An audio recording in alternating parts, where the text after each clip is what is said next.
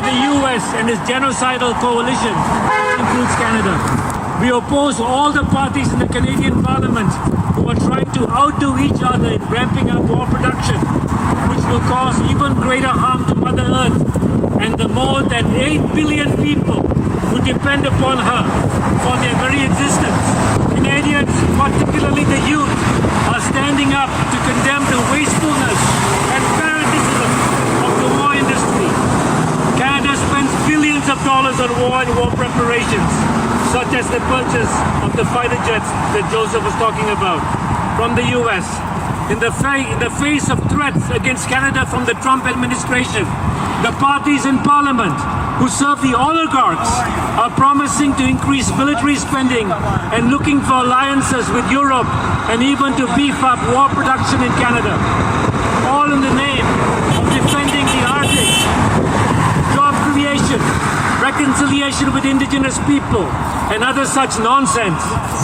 Their aim is to divert the peace-loving people of Canada from doing their part to create a world free from imperialist war and aggression and to protect the planet.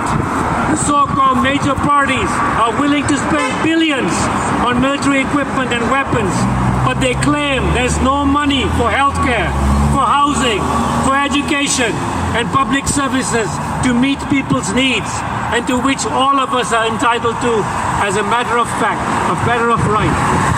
They claim that our security lies in the wars of conquest and our economic security in having a war economy tied together the US and other big powers, which is absurd.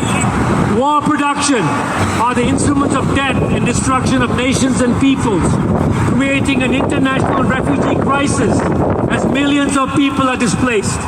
Weapons of war destroy the environment and have consequences for the peoples for decades. Canadians are demanding that Canada acts to end the genocide of the Palestinian people for a two-way arms embargo, and that Canada fulfill its obligation to uphold the rulings of the International Criminal Court and the International Court of Justice. Canada continues to be part of the US-led genocide cartel and is funding, arming, and justifying the mass murder of the women and children of Palestine, accusing the U.S. Israeli genocide under the bogus claim that Israel has the right to defend itself. Under international law, an occupying colonial power has an obligation to ensure the security of the occupied people and no legitimate claim of self-defense. Canada continues to fund and arm the U.S. NATO proxy war in Ukraine with the aim of defeating Russia no matter what the cost to the people of Ukraine or the environmental devastation that the war is causing. Canada, as others, are blocking a negotiated settlement. We must continue to speak out as one to get Canada out of NATO and NORAD as a contribution to peace and to avert the danger of world war. Canadians aspire to Canada becoming a force for peace in the world, to assist the resolution of conflicts between nations and people through peaceful means, and ensure that our, last part here, resources are not used to feed the war machine, but for the well-being of the people. War and war production causes the greatest harm to the environment. Talk of a green economy when engaging in war production and war preparations is a fraud.